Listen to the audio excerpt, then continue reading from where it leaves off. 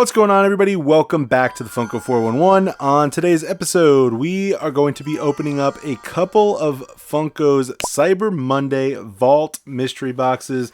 So these were part of like that EQL release where you have to go into a lottery, and I mean with these I feel like almost everybody gets picked. I guess like some people don't, but I know they select a lot of winners for these.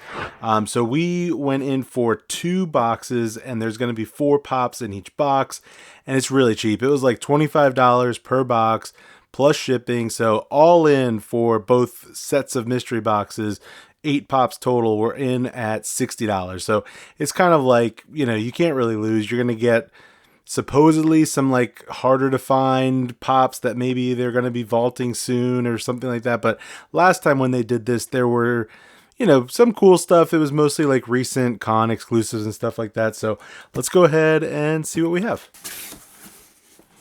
All right. And as you can see, we've got 2 separate boxes here. So box number 1 and then box number 2. So let's start off with this one, and I will open it up, but I'll take it off screen in case the tops of the boxes are there and we get some spoilers. It would be cool if they had some, some stuff that's a little bit more rare or exclusive, things that, you can't just go pick up, or maybe a social media Freddy would be cool. And it looks like they actually put them in sorters, so we can take them out here because they are kind of stuck in there. All right, so first one we have is from Tokyo Ghoul, and this is Juzo Suzuya. Got a little rip there. I feel like this, what's the deal, Funko? When you do stuff like this, come on, you got to check your product before you ship it out. Because now what am I going to do? I got a big rip there. But I don't know anything about this pop. Tokyo Ghoul, anime pop. I mean, maybe they're going to vault it soon or something, but I don't think this one's from 2023. So I guess it's, a year old. All right. And our next one, we have Nebula Wade, and this is from Xenon, Girl of the 21st Century. Xenon, that is not something I grew up watching. I don't know anything about Xenon. This was I guess this was probably like a 90s, maybe early 2000s movie or something like that. But this one too is also from 2023. So, another one that's like a year old or so.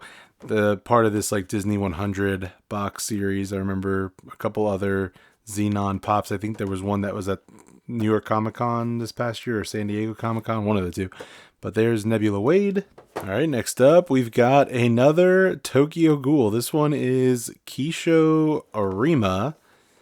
I don't know. I don't know anything about it. Again, same time frame. Probably, part of the same set. This kind of mystery box with Funko is kind of just clearing out stock before the end of the year. It's shipped out right before the end of the year, so I'm sure that they're just trying to, make room for new stuff. And this is a good way to do it because it's a cheap mystery box. A lot of people are going to buy into it, and they can clear stuff like that out. Next one, I've actually never seen this pop, but it's a pretty cool one. Sniper King from One Piece. I don't even remember ever seeing this. I don't follow anime, but usually I'm at least somewhat familiar with the pops. I've seen, posts about them and stuff, but I haven't seen this one. Sniper King. It's special edition sticker. I don't know who it was exclusive to, but that's a neat one. All right, so there's our first 4. So let's get into the second box and see if we can get something that maybe fits my actual collection, because none of these are so far. I'll post all of these like on my website after, in case people are interested in these. I'll post them for less than PPG, so you could always buy them from me if you see anything that you like. All right, here is our second one.